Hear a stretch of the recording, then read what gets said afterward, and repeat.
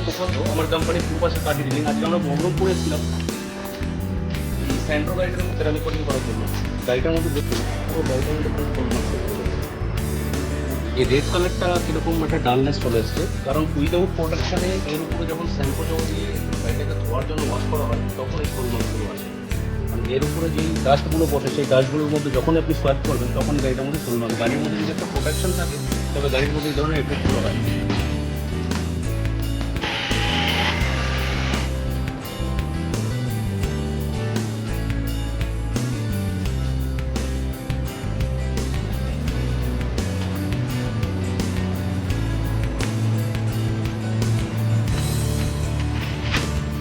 আমাদের কাজের প্রসেস পুরো শেষ। তো আমরা ফার্স্ট গাড়িটার ওয়াক রাউন্ডটা দেখিয়েছিলাম যে গাড়িটার মধ্যে কীরকম সোল মার্কসটা ছিল। এগুলো সমস্ত কিছু আমরা ক্লিয়ার করেছি। এখন গাড়িটার কালারের ক্লিয়ারিটিটা দেখতে পাচ্ছেন। টোটাল সমস্ত কিছু আগে রিমুভ করতে হয়েছে, দেন তারপরে যেমন গাড়িটার মধ্যে এখন পুরো গ্লজিনেসটা দেখুন, পুরো ব্র্যান্ড নিউ একটা ফিল।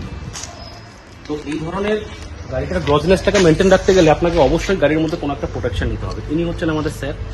আজকে আমরা এসেছিলাম বহরমপুর এই স্যারের বাড়িতেই এই গাড়িটা সেরামিক কোটিং করার জন্য। তো স্যার আপনার এই গাড়িটা আগে যেমন ছিল আমরা যে কাজ করেছি আপনি কতটা খুশি করতে পেরেছেন? আমি স্যাটিসফাইড।